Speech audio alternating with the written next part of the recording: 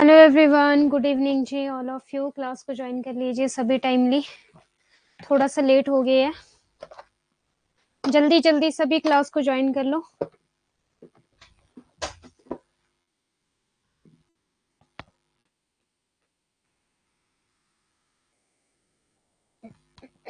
Good evening Rituraj, miss Safreen, Lalita Rana and Pooja, Loman Kumar ji, good evening सभी को।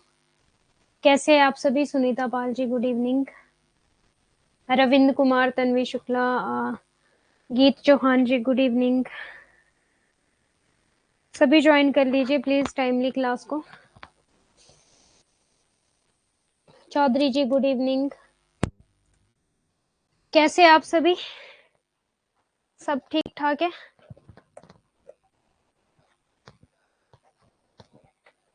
Audio video clear है?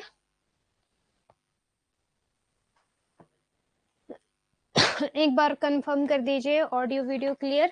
Yes. Okay, Anuradha Mishra ji, hi ma'am. Hi Champa ji, very well ma'am. Okay ji, ठीक है, all clear. Okay, आज भी 9 PM मेरी ही क्लास होने वाली है यूट्यूब पर, ठीक है जी, सबको बता दूं। और आज भी हम कम्युनिकेशन के प्रीवियस ईयर क्वेश्चन करेंगे।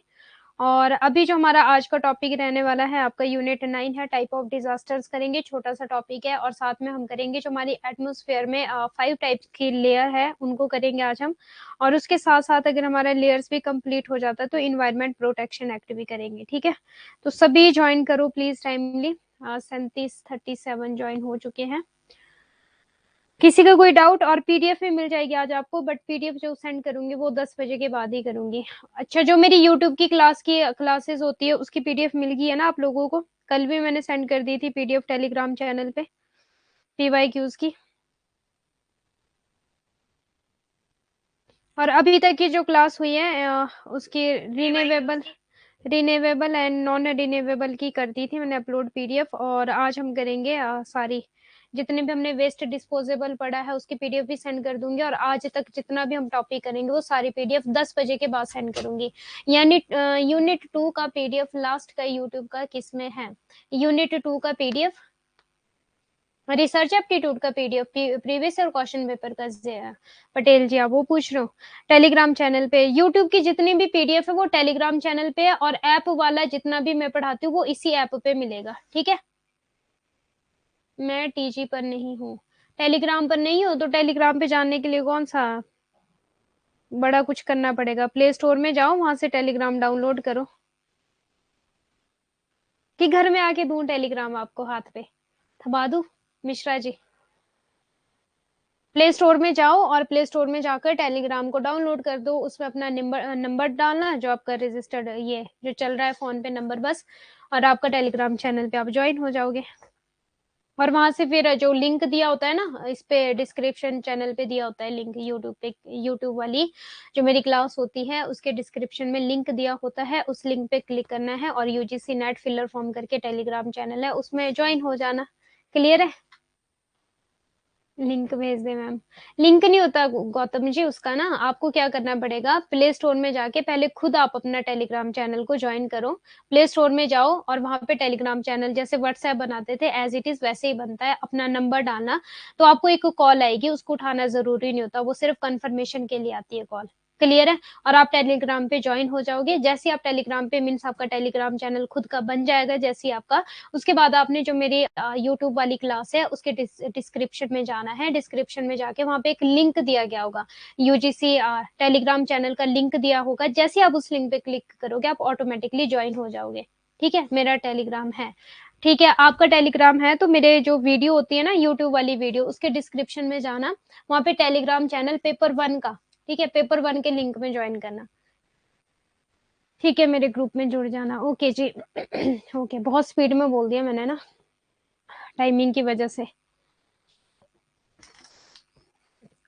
ठीक है जी, करते फिर क्लास को स्टार्ट। गुड इवनिंग जी सभी को। काफी ज्वाइन हो चुके हैं अभी और बाकी जो ज्वाइन होते रहेंगे वो होते रहेंगे। हम क्लास को स्टार्ट करते हैं। किसी भी क्लास को देखिए यूट्यूब पर, उसमें लिंक होगा डिस्क्रिप्शन में। हाँ, बट पेपर 1 वाला टेलीग्राम चैनल ज्वाइन करना। पेपर 2 के भी होंगे ना, पेपर 1 वाला ज्वाइन करना है आपने, ठीक है। उसमें लिखा होगा टेलीग्राम के लिंक में लिखा होगा पेपर 1 के लिए, ठीक है।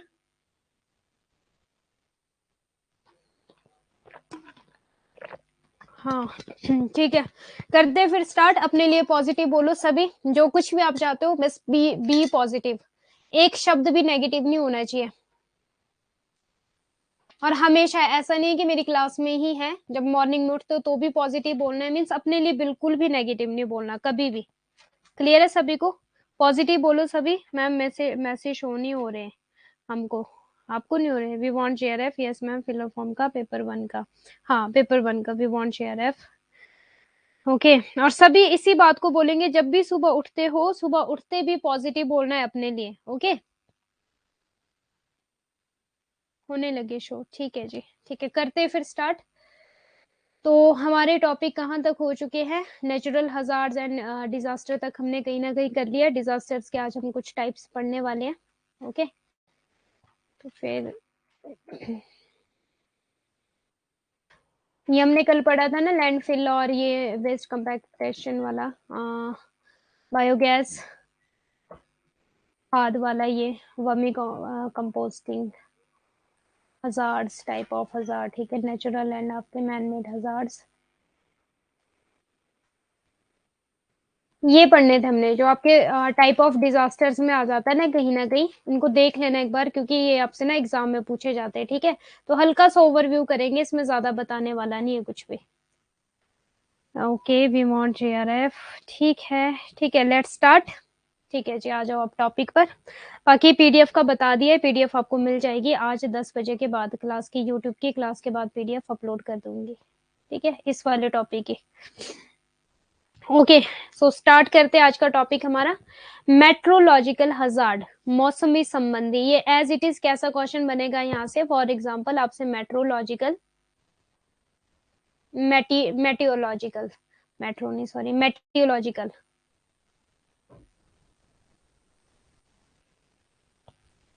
एक्वेटिक, और एक्वेटिक हो गया, एटमोसफेयर हो गया।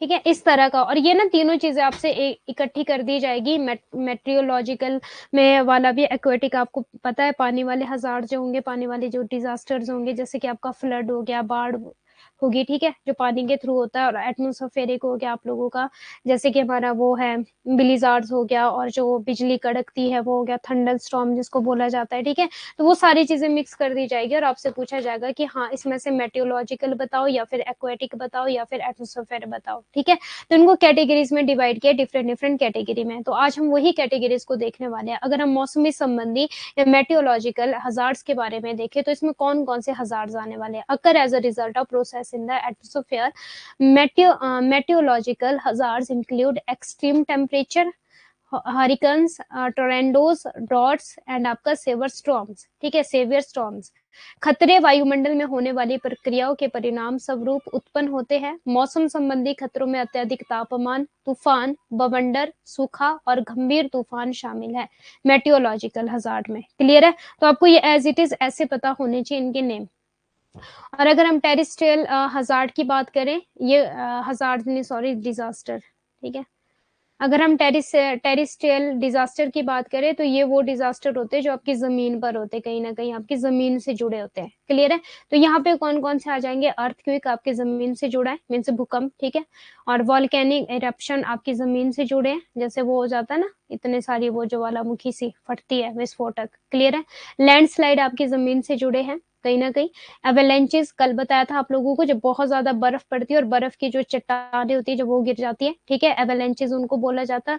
और सबसीडेंस ये वो होता है कि जब जमीन हमारी खिसकती है हल्की सी, जैसे आपने देखा होगा कई बार जमीन खिसकती है। तो टेरिस्ट्रियल डिजास्टर आपके वो डिजास्टर होते हैं, सिंपल लैंग्वेज में अगर मैं बोलूँ, जमीन से जुड़े हुए, ताकि आपको याद रहे, जमीन से जुड़े हुए मीन्स की जो जमीन पर हो रहे हैं। क्लियर है?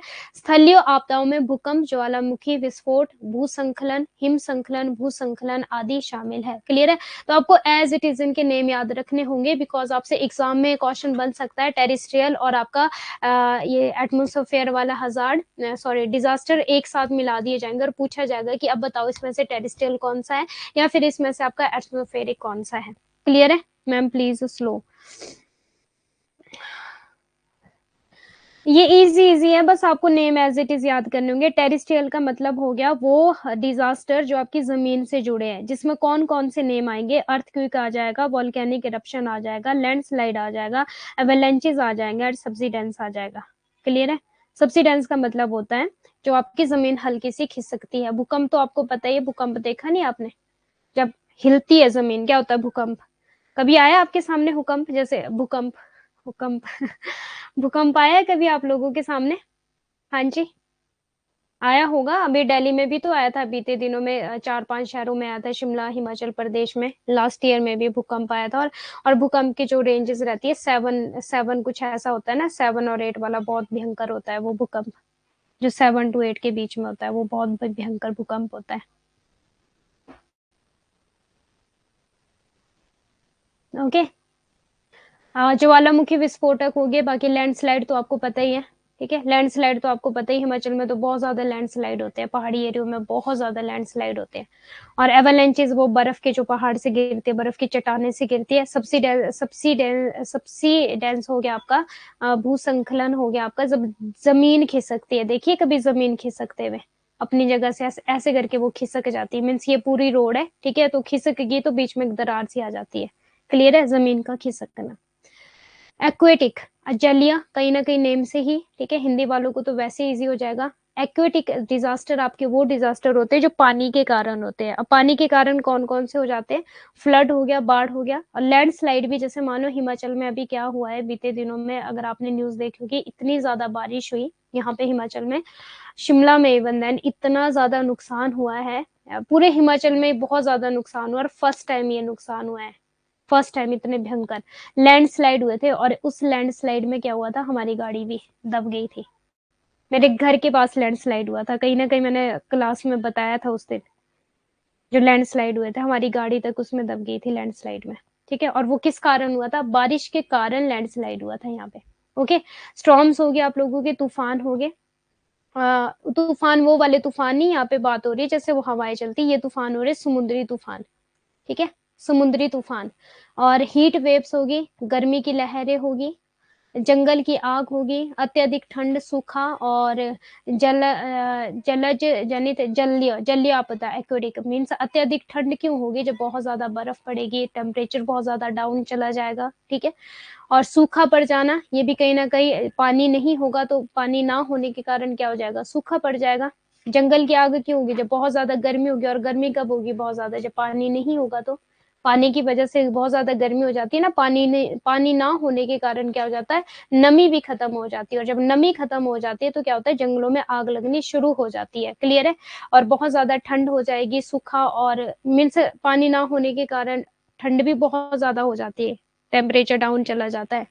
सूखा और जन जनित बीमारियों का प्रकोप लगातार और अधिक तीव्र होता जा रहा है, जिसका मुख्य कारण जलवायु परिवर्तन है। मीन्स क्लाइमेट चेंज के कारण ये सारी चीजें होगी। अगर बहुत ज्यादा गर्मी हो रही है, ठीक है, तो मीन्स क्लाइमेट चेंज हो रहा है, जैसे कि ग्लोबल वार्मिंग। क्लियर है? शहरीकरण और प्राकृतिक पर्यावरण के क्षरण के कारण आपदाओं का प्रभाव पड़ गया है। अब मेनली जो यहाँ पे एग्जाम में क्वेश्चन पूछा जाता है, फ्लड, बहुत बार पूछा गया है, फ्लड पूछा गया बहुत बार। ड्रॉट्स भी इसी में ही आएगा। ठीक है, एक्वेटिक में आ जाएगा ड्रॉट्स भी, सूखा पानी के कारण। ओके जी। कौन सा बोला आपने? गर्मी की लहरें की जंगल की आग? देखो जंगल की आग कैसे होगी? जब बहुत ज्यादा गर्मी होगी, और बहुत ज्यादा गर्मी तब होती है जब बहुत पानी और नमी दोनों चीजें जब जब खत्म हो जाती है ना, क्योंकि अगर पानी खत्म हो गया कहीं ना कहीं चल पड़ेगा, बट अगर नमी खत्म होगी ना, तो जो जंगल है वहां पे आग लग जाती है, इतनी ज्यादा गर्मी हो जाती है, जंगलों में आग लग जाती है बहुत ज्यादा गर्मी के कारण। और गर्मी कैसे होगी? जब पानी खत्म हो जाएगा, पानी नहीं होगा तो फिर ऑब्वियसली गर्मी हो जाएगी। ठीक है, वाइल्ड फायर। एटमोस्फेरिक हजार्ड्स कौन कौन से हो जाएंगे आपके? Atmospheric hazard include things such as oxygen deficiencies, dust होगी, केमिकल वेपर्स होगे, वेल्डिंग फ्यूम्स होगी, फॉग्स होगी, मिस्ट होगी। ठीक है, वायुमंडलीय खतरे, वायुमंडलीय खतरों में ऑक्सीजन की कमी हो जाएगी, ठीक है। धूल, रासायनिक वाष्प, वेल्डिंग, धुएं, कोहरे और धुंध जैसी चीजें शामिल है जो शरीर के ऑक्सीजन परिवहन और उपयोग करने की क्षमता में हस्तक्षेप कर सकती है या जिनका मानव शरीर पर नकारात्मक विश्व विज्ञान प्रभाव पड़ता है। अगर हम और भी देखें यहाँ पे एटमॉस्फेरिक जो होते हैं, ठीक है, हेल स्टॉर्म, ये एज इट इसी में ही आते हैं ये, ठीक है। हेल स्टॉर्म, हेल स्टॉर्म का मतलब होता है जब ओले पड़ते हैं ना पृथ्वी पर, ठीक है, ओले पड़ना, हेल स्टॉर्म इसको बोला जाता है। और आ जाएगा बिलीजार्ड।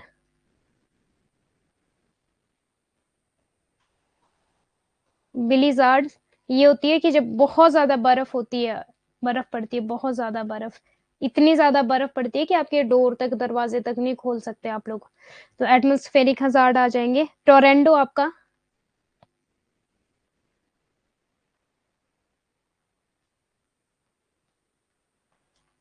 टोरेंडो आपका एटमॉस्फेरिक पे आ जाएगा।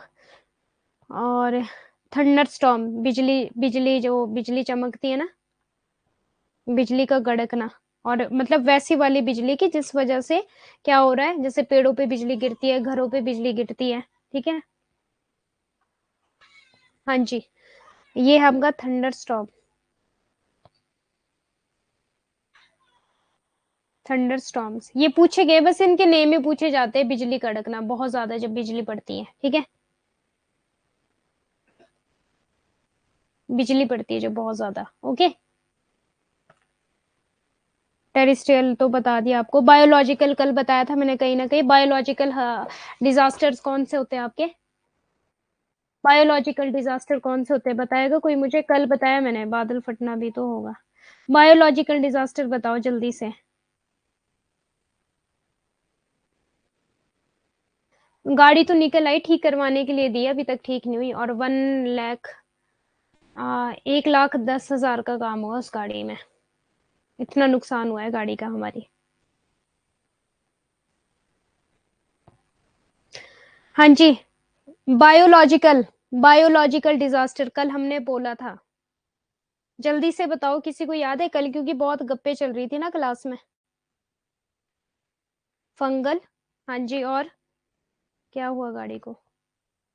अजय कुमार जी, अभी लैंडस्लाइड हुए थे शिमला हिमाचल प्रदेश में बहुत ज्यादा बारिश के कारण। कौन से मंथ में हुए थे? लास्ट मंथ में, अगस्त में? ये अभी क्या चल रहा है अभी अक्टूबर चल रहा है ना। सितंबर में हुआ था मे बी, अगस्त में हुआ था, अगस्त के टाइम हुए थे। स्पीशीज इन डेंजर, क्यों मैम ये क्या हुआ? क्यों मैम क्या हुआ जो? उस टाइम से हमारी गाड़ी लैंडस्लाइड में, जब मैंने बताया था कि क्लास भी ली थी मैंने उस दिन, आधे घंटे की सिर्फ, और क्लास में बताया था मैम जुलाई में। हाँ, जब भी हुआ था अगस्त में हुआ था वैसे तो, जहां तक याद आ रहा है। बायोलॉजिकल आपदा वो होता है जो मानव द्वारा किए गए गलतियों का नतीजा। वाह जी वाह, वाह जी वाह गौतम जी।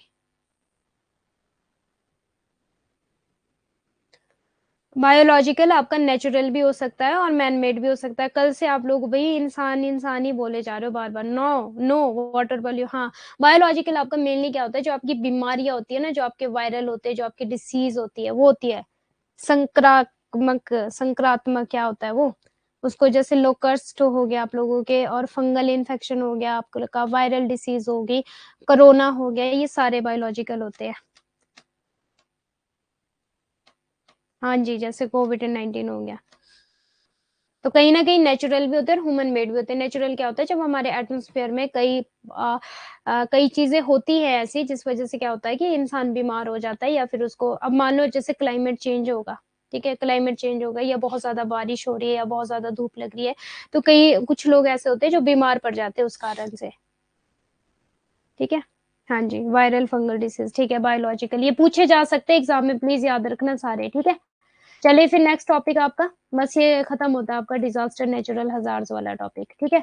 अब चलते हैं हम अर्थ एटमॉस्फेयर। यहाँ पे क्या है जी, नेक्स्ट टॉपिक आपका नेचुरल और ह्यूमन मेड। हाँ, दोनों चीजें आएगी, नेचुरल और ह्यूमन मेड, चाहे वो आपके हजार्ड है चाहे फिर आपके डिजास्टर है। डिजास्टर आपके नेचुरल और ह्यूमन मेड हो सकते हैं, हजार्ड भी आपके नेचुरल और ह्यूमन मेड हो सकते हैं। क्लियर है सबको? ठीक है जी। अब देखो अर्थ एटमोस्फेयर में अगर हम बात करें, has 5 major and several secondary layers. अब आज हम लेयर्स पढ़ने वाले हैं, मोस्ट इंपॉर्टेंट टॉपिक है आपका, यहाँ से भी एग्जाम में क्वेश्चन बनता है, ठीक है। कितनी लेयर्स है हमारे एटमोस्फेयर में? 5 लेयर्स है जो हमारे एटमोस्फेयर को बनाती है, ठीक है। हमारे एटमोस्फेयर में 5 लेयर्स है, और कौन कौन सी वो लेयर्स है हम पढ़ेंगे उनको।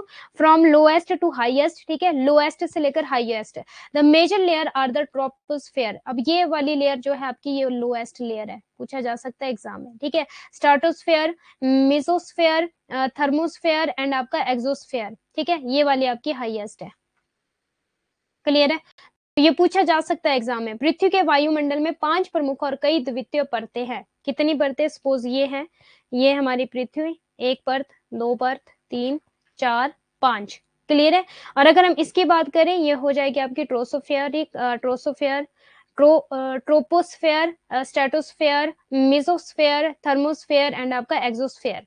क्लियर है? निम्नतम से उच्चतम तक प्रमुख शोभ मंडल, समताप मंडल, ये बेस्ट लेयर होती है आपकी, अभी बताऊंगी कैसे। सबसे बेस्ट लेयर होती है आपकी स्ट्रेटोस्फेयर। मध्य मंडल, थर्मोस्फेयर और ब्रह्मा मंडल है। क्लियर है? और कैसे याद रखोगे इसका, क्या निमोनिक बनाओगे आप, कैसे याद रखोगे? TSM, thank you so much. कैसे बनाओगे इसका? इसका कुछ बनाओ, इसका निमोनिक बनाओ, जल्दी से कोई निमोनिक बनाओ। Thank you so much. The x, ऐसे द एक्स, जल्दी से बनाओ। यूजीसी नेट में आपसे 5 ही पूछी जाती है, अभिषेक घोष जी। मैग्नेटोस्फेयर, ये नहीं पढ़ी मैंने मैग्नेट वाली तो। इसका निमोनिक बनाओ, एग्जाम में 5 लेयर पूछी जाती है आपसे। एक तो ये पूछा जा सकता है यहाँ से क्वेश्चन की कितनी लेयर है आपके एटमोस्फेयर में, तो आपका आंसर होना चाहिए 5 लेयर है। अब 5 लेयर्स के अगर नेम पूछे जाएंगे वो आपको पता होना चाहिए, और सीक्वेंस वाइज आपको इनके नेम पता होने चाहिए। एक और चीज क्वेश्चन बन सकता है, सीक्वेंस वाइज आपको नेम पता होने चाहिए इनके। क्लियर है? और जो सबसे अच्छी लेयर होती है वो होती है आपकी स्ट्रेटोस्फेयर। ओके जी।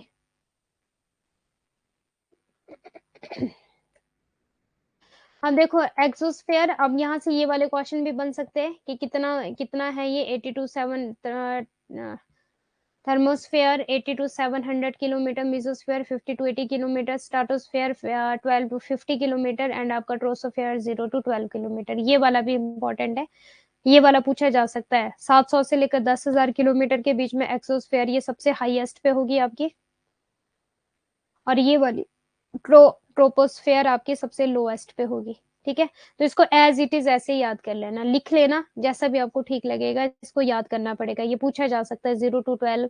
अगर आपको ये पता है ना कि सबसे पहले कौन सी होगी, 0 to 12, stratosphere 12 to 50 and mesosphere 50 to 80, ठीक है, इसको ऐसे याद कर लेना सारे 5 मुख्य परतें। अब इन परतों के बारे में पढ़ते हैं।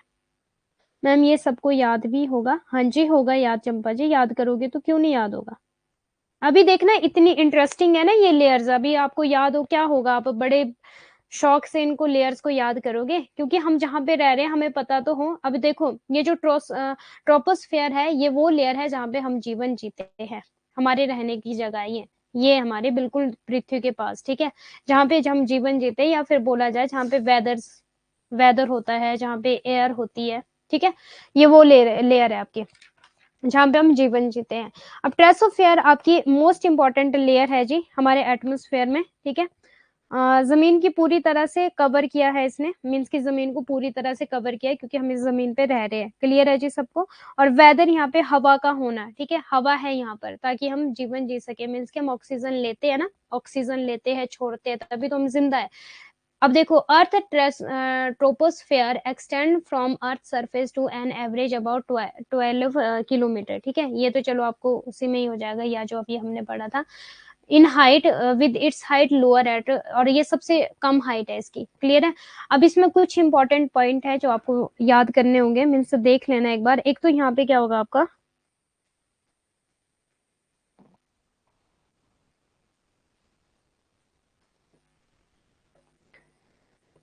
मैम एक बार फिर से दिखाइए, क्या दिखाऊं फिर से?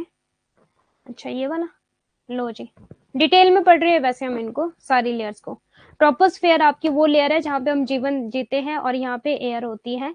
और अब देखो इसके क्या की पॉइंट आप याद रखोगे, यहाँ पे हम क्या करते हैं, जीवन जीते हैं, यहाँ पे हम रहते हैं, मीन्स जीवन जीते हैं, ठीक है। और सेकंड क्या है, यहाँ पे हवा होती है, एयर होती है यहाँ पे। और यहाँ पे थर्ड चीज क्या याद रखोगे, weather. Very very important, exam में पूछा गया है कि वेदर कहाँ पे होगा आपका, ठीक है, जहाँ पे आपका रेनफॉल हो रहा है और रेनफॉल है आपका, फॉग है आपकी, हेल स्टॉर्म है इन दिस लेयर, ठीक है, फॉग होगी, हेल स्टॉर्म होगी इन दिस लेयर। ये तीन चीजें इंपॉर्टेंट है आपकी, क्लियर है। और ये पृथ्वी के सबसे नजदीक वाली लेयर है। और क्या है इसका, 12 किलोमीटर। इसकी जो हाइट है कितनी है, वो पृथ्वी से 12 किलोमीटर है।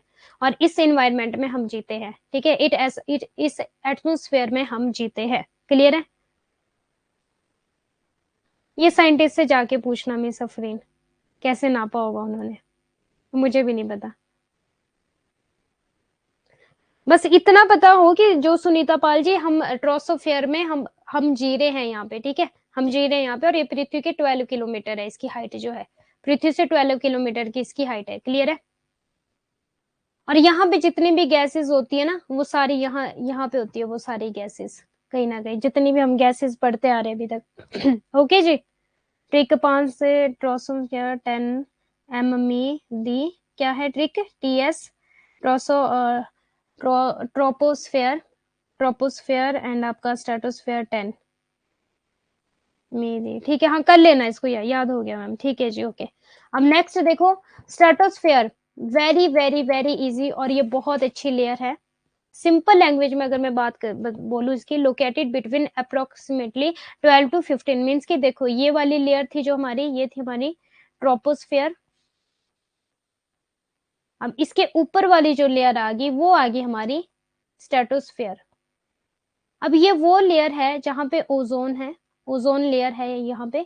और ये जो सूरज की अल्ट्रावायलेट किरणें होती है ना, अल्ट्रावायलेट, ठीक है, उससे हमें बचाती है, मीन्स की कैंसर से, स्किन प्रॉब्लम से, बहुत सारी बीमारियों से ये लेयर बचाती है। तो ये बेस्ट लेयर है। तो इस लेयर का तो आप ये करो, गिविंग थैंक्स, ठीक है। ये सबसे बेस्ट लेयर है जो आपको बचाती है, ठीक है, अल्ट्रावायलेट से बचाती है, जो आपको अल्ट्रावायलेट से बचाती है आपको, किरणों से, ठीक है, ओके। अब देखो, लोकेटेड बिटवीन अप्रोक्सीमेटली 12 to 15, ये तो ऐसे ही एज इट इज आपको याद करना पड़ेगा, ठीक है। और क्या है, अबव अर्थ सरफेस है ये, ठीक है। सेकेंड लेयर आ गई आपकी, the stratosphere is perhaps best known as home to earth ozone layer, ozone layer, ठीक है। ओजोन लेयर भी आपकी यहीं पर होती है, जो हमें अल्ट्रावायलेट से बचाती है, which protect us from the sun harmful ultraviolet radiation, ठीक है। ये देखो, ये कीवर्ड है, ये भी कीवर्ड है आपका यहाँ पे, ये पूछा गया है एग्जाम में। स्ट्रेटोस्फेयर पूछा गया है एग्जाम में कि बेस्ट है, ऐसा करके कुछ पूछा गया था, तो हाँ ये सबसे बेस्ट लेयर है। समताप मंडल, पृथ्वी की सतह से लगभग 12 से 50 किलोमीटर के बीच स्थित समताप मंडल शायद पृथ्वी की ओजोन परत के घर के रूप में जाना जाता है, जो हमें सूर्य के हानिकारक पैरा बैंगनी विकिरण से बचाता है, ठीक है। इन्वायरमेंट की क्लास चल रही है क्या, हाँ जी miss Priya ji, people environment and development की क्लास चल रही है, यूनिट 9 पेपर 1। नेक्स्ट देखिए, मेसोस्फेयर। अब ये मेसोस्फेयर वो लेयर है located between about 15 to 80 kilometre. अब ये देखो, ये तीसरी लेयर आ गई, एक थी हमारी ट्रोपोस्फेयर, सेकंड थी हमारी स्ट्रेटोस्फेयर, ट्रोपोस्फेयर क्या थी हमारी, एयर बोला था मैंने, यहाँ पे हवा है और यहाँ पे वेदर भी है, ठीक है। ये बात की थी हमने यहाँ पर कि मीन्स हम यहाँ पे जीवन जीते हैं और यहाँ पे सारी गैसेस होती है कहीं ना कहीं, ठीक है। इस एटमोस्फेयर में आपकी जो गैसेस है वो घूमती रहती है, मीन्स रहती है वो यहाँ पे। अब स्ट्रेटोस्फेयर आपकी जहाँ पे ओजोन लेयर है, ठीक है, और ये हमें किससे बचाती है, आपकी अल्ट्रावायलेट रेडिएशन से बचाती है, तो गिविंग थैंक्स दिया था हमने इस लेयर को। अब थर्ड लेयर चलेगी आपकी मेसोस्फेयर, मेसोस्फेयर थर्ड लेयर, और कितनी है ये, 80 किलोमीटर। अगर हम बात करें स्ट्रेटो की बात करें 50 किलोमीटर, और इसकी बात करें तो कहीं ना कहीं 13 या फिर 12 किलोमीटर है, ठीक है, ट्रोपोस्फेयर की। अब मेसोस्फेयर आपकी located between about 50 to 80 kilometre above earth surface, the mesosphere get progressively colder with altitude, मध्य मंडल ऊंचाई के साथ उच्च उत्तर तो ठंडा होता जाता है। मध्य, ठीक है। अगर हम इसकी मेसोस्फेयर की बात करें तो यहाँ पे क्या होता है आप लोगों का, थर्ड लेयर ऑफ एटमोस्फेयर है, मेट्रियोटिस होते हैं यहाँ पे, ठीक है। ये इसका कीवर्ड है, इसकी मैंने इमेज अटैच की थी, कहाँ है वो, मेट्रियोटिस, ठीक है, मेट्रियोटिस बोल लो, या फिर आप इसको, ये कीवर्ड है इसका, मेट्योर्स, मेट्योर्स, ठीक है। अब इसको क्या बोला जाता है आपका, मेट्रियोटिस उल्का पिंड, उल्का पिंड होता है ये। और ये कैसा होता है, जब ये मेट्रियोटी पृथ्वी के एटमॉस्फेयर में एंटर करते हैं तब इनकी जो स्पीड होती है वो बहुत ज्यादा बढ़ जाती है और ये जल जाते हैं। इनको फायर बॉल्स भी बोला जाता है और इनको शूटिंग स्टार भी बोला जाता है, जैसे तारे टूट के गिरते हैं ना जमीन पर, तारे टूट के गिरते हैं जमीन पर। और ये उल्का पिंड होते हैं ना, ये कहीं ना कहीं एक चट्टान की तरह होती है, छोटे छोटे चट्टान या मेटल से बने हुए होते हैं, ठीक है। हमारे जो आकाश में है, ऊपर आसमान की दुनिया में आज हम, ठीक है, हमारे जो आकाश में, हम आसमान की दुनिया में। तो जब ये क्या होता है, हमारे जो पृथ्वी में, जब ये एटमॉस्फेयर में, पृथ्वी के जो एटमॉस्फेयर होता है, जब ये उसमें एंटर करते हैं तो बहुत स्पीड के साथ एंटर करते हैं। और ये उल्कापिंड गैस होते हैं, बहुत स्पीड के साथ ये एंटर करेंगे तो ये जल जाते हैं, ठीक है, गर्म हो जाते हैं और ये जल जाते हैं। और हाँ, इनको फायर बॉल्स या फिर इनको शूटिंग स्टार्स भी कहा जाता है। क्लियर है जी सबको। और ये ब्लास्ट भी हो जाते हैं, स्पेस में टूट जाते हैं या ब्लास्ट हो जाते हैं, मेट्रियोटिस। तो ये वाला यहाँ पे क्या है, मेटियोर्स, मेटियोर्स, ये एग्जाम में अगर पूछा जाएगा, एम फॉर मेसोस्फेयर, और मेटियोर्स कहाँ होते हैं आप लोगों के, मेसोस्फेयर में होते हैं, जो हमारे एटमोस्फेयर में जब एंटर करेंगे तो ये क्या होगा, जल जाएंगे या ब्लास्ट हो जाएंगे। क्लियर है, ऐसा होता है जी, चट्टान या मेटल्स के बने होते हैं ये छोटे छोटे उल्का पिंड। ओके, नेक्स्ट देखो, थर्मोस्फेयर, थर्मोस्फेयर, थर्मोस्फेयर क्या हो, ये होता है जी आपका, जो आपके सिग्नल्स, जो आपके रेडियो चलते हैं ना, रेडियो चलते हैं जो आपके, रेडियो ट्रांसमिशन, तो भूलोगे फिर कभी इसको, जो आपके रेडियो ट्रांसमिशन होते हैं, जो आपके सिग्नल्स इधर से उधर पहुंचाए जाते हैं, या आपके जो सैटेलाइट वगैरह होती है, ये होती है जिसके जरिए यहाँ पे होता है आपका, कौन सा, क्या नेम है उसका, earth surface is the troposphere whose lowest part contain the ionosphere. Ionosphere ये है इसका कीवर्ड, आइनोस्फेयर।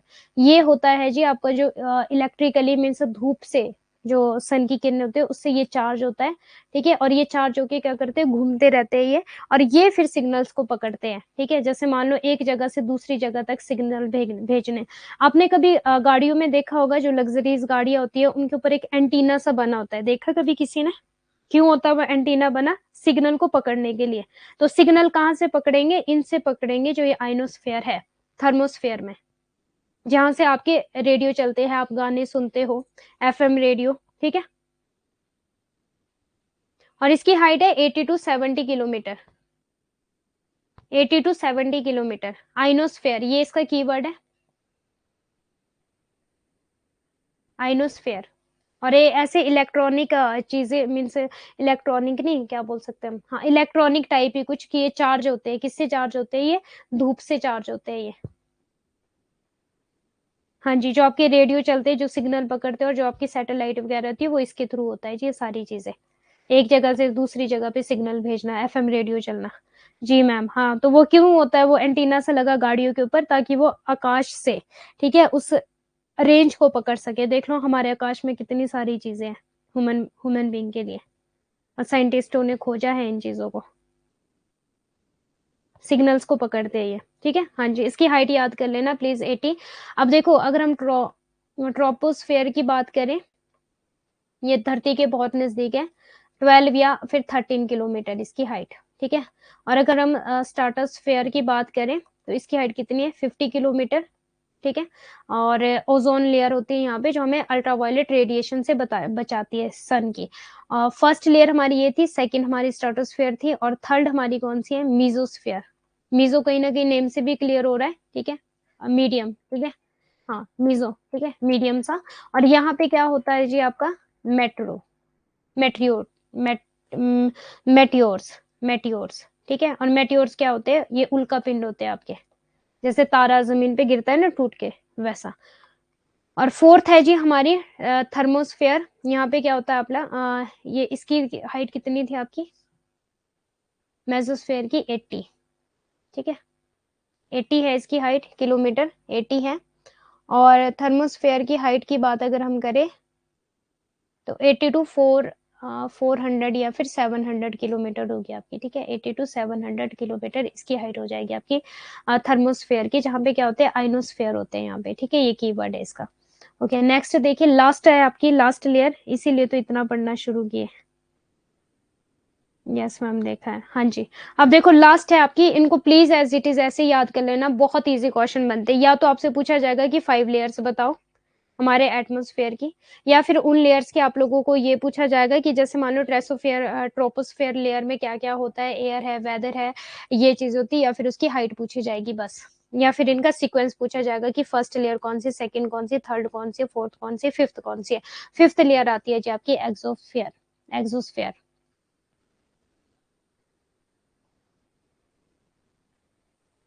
ओके, अब एक्सोस्फेयर जो है आपकी, इसमें क्या है, ये सबसे अपर मोस्ट है, सबसे ऊपर है ये। एक मिनट, मुझे थर्मोस्फेयर में आपको कुछ बताना था। हम्म,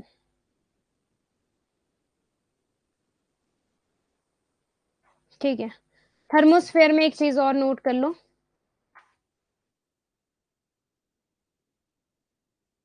जो पूछा जा सकता है आपसे एग्जाम में।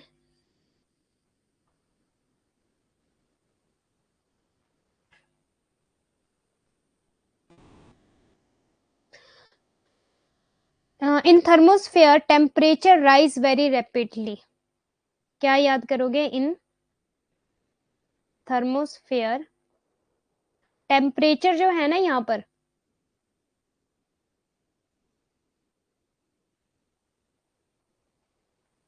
ये राइज करता है, बहुत इंक्रीज होता है बहुत तेजी से विद इंक्रीजिंग हाइट। जैसे जैसे इसकी हाइट बढ़ती है वैसे वैसे टेम्परेचर बढ़ता है। In thermosphere temperature rise very rapidly with increasing height.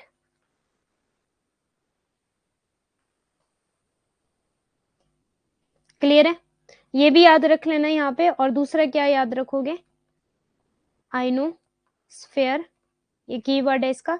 तीसरा क्या याद रखोगे, रेडियो ट्रांसमिशन, ये भी याद रखोगे। क्लियर है, रेडियो ट्रांसमिशन याद रखोगे, आइनोस्फेयर याद रखोगे, और ये वाला याद रखोगे, ठीक है, 3 लाइन। ओके जी। अब एक्सोस्फेयर में क्या याद रखोगे, सबसे ऊपर है, अपर मोस्ट मीन्स की सबसे ज्यादा हाइट है इसकी। The uppermost layer of the atmosphere is known as, मैंने बोला था कि सबसे ज्यादा हाई इसकी ही है, हाईएस्ट। सिंपल लैंग्वेज में अगर हम बात करें तो ये हाईएस्ट लेयर है आप लोगों की एटमोस्फेयर की। अब यहाँ पे क्या है, this layer has very thin air, this layer has very thin air means कि यहाँ पे जो हवा होती है वो बहुत कम होती है, ठीक है। अच्छा बताओ मुझे, हवा सबसे ज्यादा कहाँ पे होती है, हवा कहाँ है सबसे ज्यादा, जल्दी से बताओ, मैं चेक करूं आपका ध्यान है क्लास में कि नहीं है। सबसे ज्यादा हवा कहाँ पे होती है, हाँ जी। कौन सी लेयर में हवा होती है, कौन सी लेयर में वेदर होता है, जल्दी से, सबके मैसेज आए, सबके कमेंट आए। ट्रोपोस्फेयर में, ओके। और सबसे ज्यादा लोएस्ट लेयर भी आपकी ट्रोपोस्फेयर ही है। देखो देखो, अभी पढ़ने के बावजूद भी स्ट्रेटोस्फेयर बोल रहे हैं। अभी तो क्लास भी खत्म नहीं हुई, अभी तो चल रही है हमारी लेयर। अभी गलत कर दिया तो एग्जाम में कैसे याद रखोगे, ट्रोपोस्फेयर है, हाँ जी। स्ट्रेटोस्फेयर तो आपकी ओजोन लेयर है, सबसे मेन वहां पे जो कीवर्ड था ओजोन लेयर, और साथ में क्या था, अल्ट्रा वायलेट रेडिएशन से, सन की अल्ट्रा वायलेट रेडिएशन से बचाती है हमें स्ट्रेटोस्फेयर। सेकेंड लेयर थी ट्रोपोस्फेयर में, आपका एयर था और क्या था, आपका वेदर था, ठीक है, जो हमारे जीने की जगह है जहाँ पे। क्लियर, और गैसेस ट्रोपोस्फेयर में, और क्या तीसरी बात याद रखोगे आप, गैसेस, ठीक है, हाँ जी। स्ट्रेटोस्फेयर में क्या याद रखोगे आप लोग, ओजोन लेयर, और क्या चीजें वहां पे, सन की अल्ट्रावायलेट रेडिएशन से हमें बचाता है। मेसोस्फेयर आपकी थर्ड लेयर थी, वहां पे क्या था, मेट्रियोटीज, ठीक है, मीन्स की वो उल्का पिंड, जो क्या होता है, सिंपल लैंग्वेज में अगर मैं बोलूं, जब तारे टूटते हैं, ठीक है, तो वो वहां से। और उसके बाद क्या था आपका थर्मोस्फेयर जो था आपका, वो जैसे-जैसे थर्मोस्फेयर टेम्परेचर जैसे-जैसे इंक्रीज़ होता है ना, उसकी हाइट वैसे-वैसे बढ़ती जाती है, ठीक है? नहीं, जैसे-जैसे उसकी हाइट बढ़ती है, वैसे-वैसे टेम्परेचर बढ़ता जाता है। और आइनोस्फेयर था वहाँ पे कीवर्ड, क्लियर है? आइनोस्फेयर था कीवर्ड। अब एक्सोस्फेयर में पहुँच गए हैं जी हम, और ये सबसे ज़्यादा हाईएस्ट है। यहाँ पे हम देखेंगे, यहाँ पे क्या है आपका एक्सोस्फेयर लेयर है, और यहाँ पे जो आपकी हवा है वो बहुत कम होती है, और यहाँ पे बहुत ज़्यादा स्टेबिलिटी होती है, जो बहुत हल्की गैस, और जो बहुत हल्की गैस होती है जो ऊपर तक जा सके, वो गैसेस होती है यहाँ पे, जो बहुत हल्की गैस होती है जो ऊपर तक जा सके, बहुत हल्की गैसेस। और कौन सी गैसेस यहाँ पे होती है? This layer has very thin air, एक तो ये याद रखना। और सेकंड चीज आपने मोस्ट इंपॉर्टेंट जो याद रखने वाली है, हिलीनियम और आपकी hydrogen into the space from there, means कि यहाँ पे बहुत हल्की गैस है जो ऊपर तक जाती है, वो कौन सी आपकी हिलीनियम है यहाँ पर, और आपकी हाइड्रोजन है। क्लियर है सबको?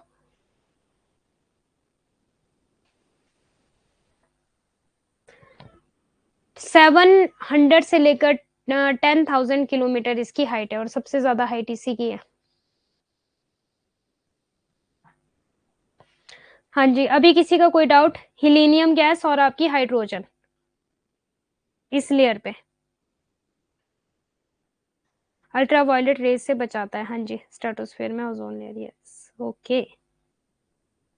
और एक बार एक क्वेश्चन और पूछा गया था एग्जाम में, जो स्ट्रेटोस्फेयर वाली ओजोन लेयर है वो बेस्ट है, ठीक है? ये भी पूछा गया एग्जाम में, मीन्स वो घातक नहीं है, हार्मफुल नहीं है, वो पूछा गया एग्जाम में। Highest, toppest level, highest layer आपकी, ठीक है, वेरी थिन लेयर, हाँ जी।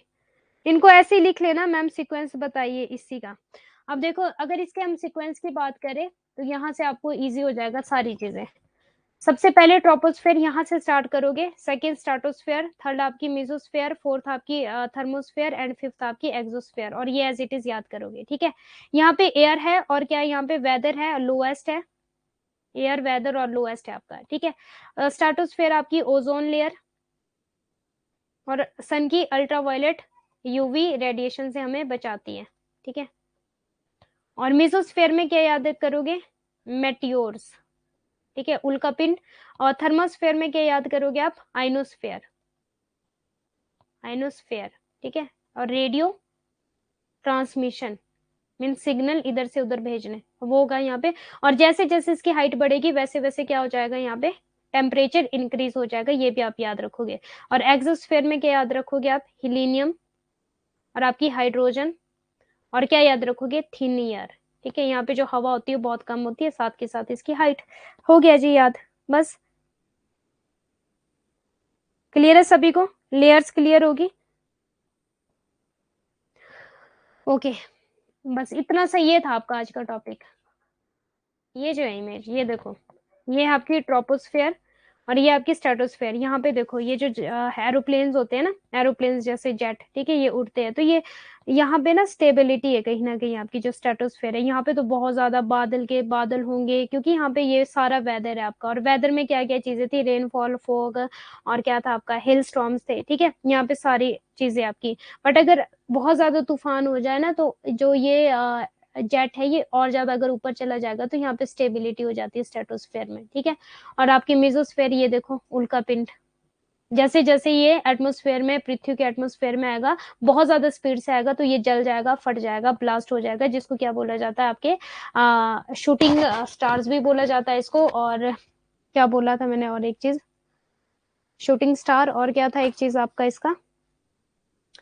फायर फायर बॉल्स, हाँ, वो भी बोला जाता है। फिर थर्मोस्फेयर होगी आप लोगों की ये वाली, ऑरोरा, ये भी याद रखोगे आप यहाँ पे, ऑरोरा। और थर्मोस्फेयर में आपका क्या था? यहाँ पे था जी आपका आइनोस्फेयर, ठीक है। और साथ के साथ आपका एक्सोस्फेयर, स्पेस स्टेशन, ये हो गया जी, जहाँ पे हिलीनियम और हाइड्रोजन है, और थिन एयर है यहाँ पे, ठीक है, लेयर ऑफ एटमोस्फेयर। क्लियर है सबको? यहाँ जीवन जीते हैं जी हम, यहाँ रहते हैं हम। तारों का गिनना भी तो बोल सकते हैं, हाँ जी, तारों का गिनना, मिजोस्फेयर।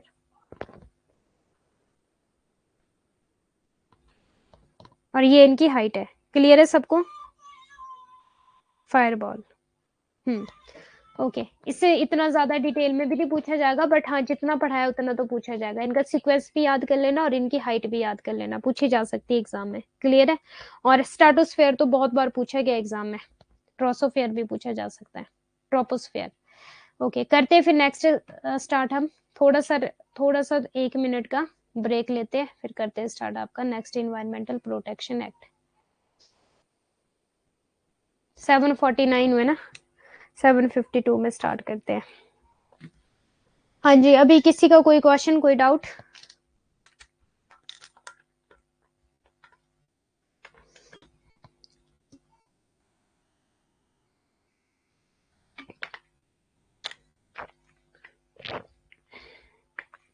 रेडियो ट्रांसमिशन कौन सी लेयर में होता है, जहां पे सिग्नल इधर से उधर भेजे जाते हैं, जैसे कि आप गाने सुनते हो? Radio transmission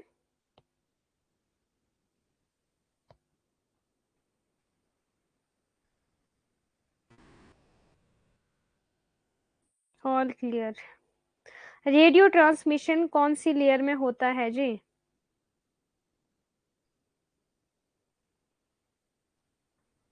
very good, thermosphere. हाँ, अब तो आपको याद रहेगा ये कि सिग्नल्स और वो सैटेलाइट वगैरह में। वेरी वेरी थैंक्स, बहुत अच्छा समझाते हैं आप। Thank you Chaudhary ji. Troposphere अभी भी देख लो कैसे कैसे मैसेज करते हो। आइनोस्फेयर, हाँ जी, वेरी गुड। थर्मोस्फेयर है, ट्रोपोस्फेयर नहीं है। थर्मो इज डिफरेंट एंड आपका ट्रोपो इज डिफरेंट। गुड। करें फिर स्टार्ट आपका न्यू टॉपिक।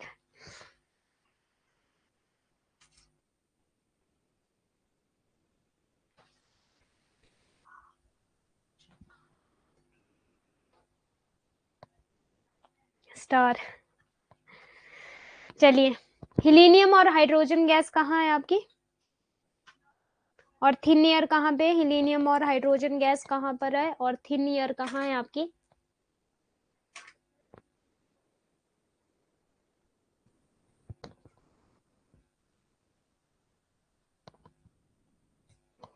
और जो आपकी हिलीनियम और हाइड्रोजन गैस है ना, ये तारे भी बनाती है। तारे, जो हमारे आकाश में तारे है ना, तारे। ब्रह्मंडल, एक्सोस्फेयर। हाँ जी, वेरी गुड। वैसे बड़ा अच्छा लगा आज ना आकाश के बारे में पढ़ के। जो तो साइंटिस्ट होते होंगे, क्या मजे होते होंगे ना उनके। मीन्स आकाश से इतनी सारी चीजें गॉड ने बनाई है कि ह्यूमन बीइंग के लिए कितनी काम आ रही है चीजें। जैसे कि रेडियो हम चला सकते हैं, सिग्नल्स हम इधर से उधर भेज सकते हैं, बहुत सारी चीजें हैं जो कि अभी तो मतलब आधी से ज्यादा चीजें ऐसी है जो अभी तक साइंटिस्ट भी नहीं ढूंढ पाए हैं। इतना कुछ है हमारे आकाश में जो गॉड ने बनाया, बहुत अद्भुत, अद्भुत तरीके से।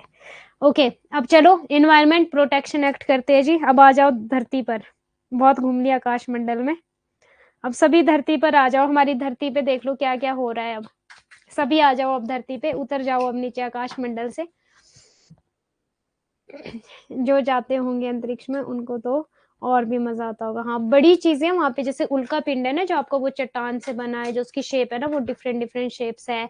और जो हमारे क्या बोलते हैं इसके, सूरज के पास जो चीजें है, डिफरेंट डिफरेंट नेम है उनके ना। चट्टान मेटल से बने, और इतनी सारी वहां पे नई नई चीजें हैं ना, जो करोड़ों पता नहीं कितने की होगी वो चीजें, नेचुरल चीजें जो है वहां पर। चलिए जी, आ जाइए फिर। अब देखो, अब हमारे इन्वायरमेंट पे चलते हैं। कैसे अच्छा लगा गौतम जी। आ जाइए सभी अब धरती पर। अब धरती के हाल देखिए हमारे अर्थ पे क्या क्या। मैम मैं आ रहा हूँ अर्थ पे। हाँ जी, सभी आइए अर्थ पर। अब देखिए हमारे अर्थ पे क्या क्या हो रहा है। Environmental protection act. अब आपको पता ही है कि ये जो इन्वायरमेंटल प्रोटेक्शन एक्ट आया था, क्यों आया था, किस वजह से आया था, कोई बताएगा मुझे? कल हमने एक चीज देखी थी। किस वजह से आया आपका environmental protection act?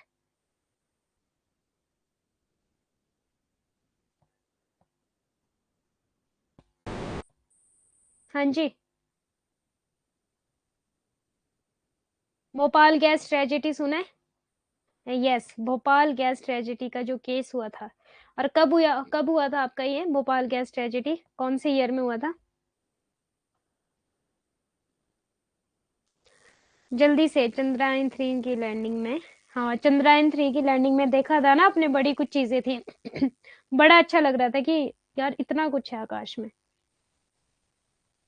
1984, very good. कौन सी गैस थी यहाँ पे?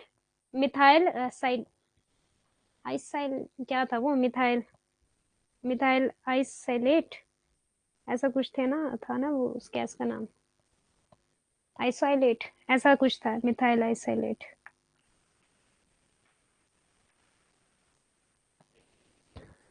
हाँ जी, सभी रिप्लाई करो प्लीज।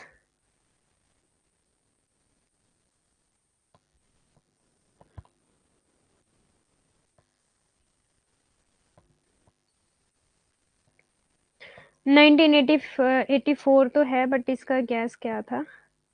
गैस का मिथाइल आइसोलेट, ऐसा कुछ नेम था उसका, ठीक है, जिस वजह से कितने लोगों की जाने गई थी।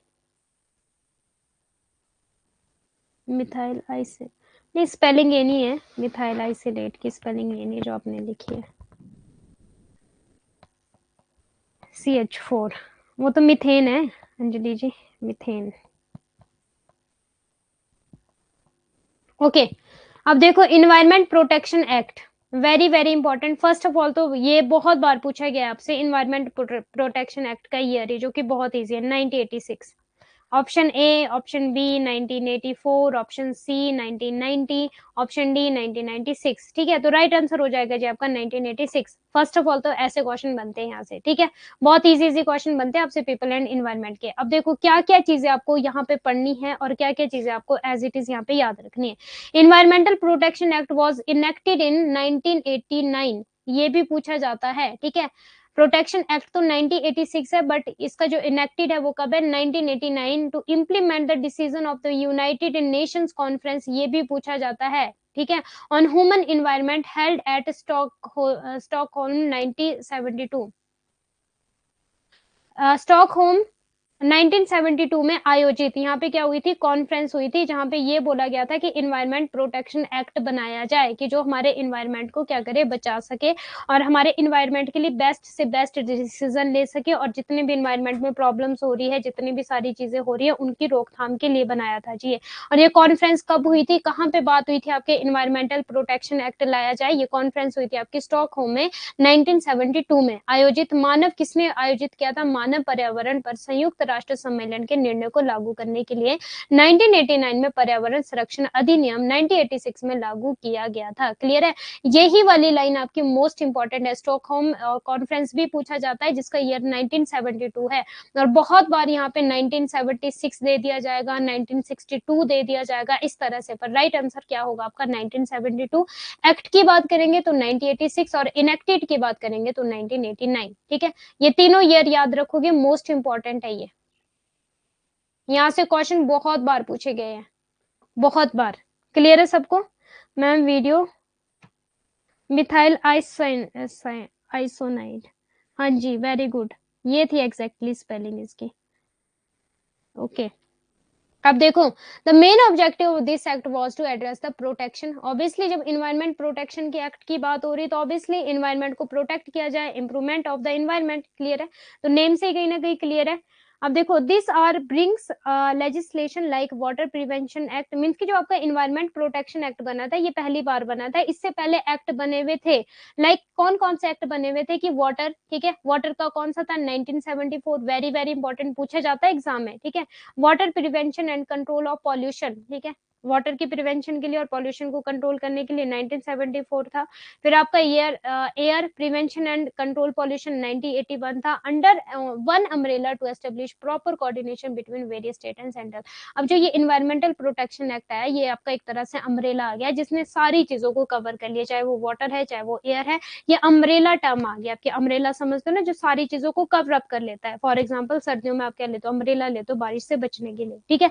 अब to establish proper coordination between various state and central authorities according to the article 40A, very very very important, and 51A of the constitution of India, ये आर्टिकल 40 ए भी पूछा गया है जी एग्जाम में, 51 ए भी पूछा गया एग्जाम में, वाटर वाला भी पूछा गया, वाटर एक्ट भी पूछा गया एग्जाम में, एंड आपका एयर कंट्रोल पॉल्यूशन एक्ट भी पूछा गया है एग्जाम में, ठीक है।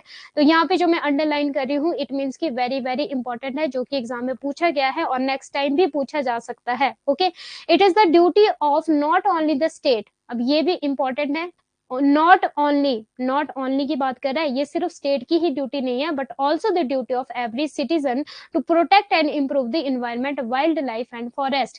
ये भी एग्जाम में पूछा गया है कि ये ड्यूटी सिर्फ आपकी स्टेट की नहीं है, ये ड्यूटी सिर्फ सेंटर की ही नहीं है, बल्कि ये ड्यूटी एवरी सिटीजन की है कि अपने इन्वायरमेंट को प्रोटेक्ट करे और इम्प्रूव करे। क्लियर है सभी को? हाँ जी, ये सारे एक्ट पूछे गए हैं जी एग्जाम में। 8 बज चुके हैं, एक सिंगल स्लाइड कर लेते हैं बस ये वाली, बाकी कल करेंगे फिर। इस अधिनियम का मुख्य उद्देश्य पर्यावरण की सुरक्षा सुधार को संबोधित करना था। यह अधिनियम विभिन्न राज्यों और केंद्रीय प्राधिकरणों के बीच उचित समन्वय स्थापित करने के लिए जल अधिनियम 1974, वायु 1981 जैसे कानूनों को एक छतरी के नीचे लाता है। कौन सा लाता है? Environment protection act.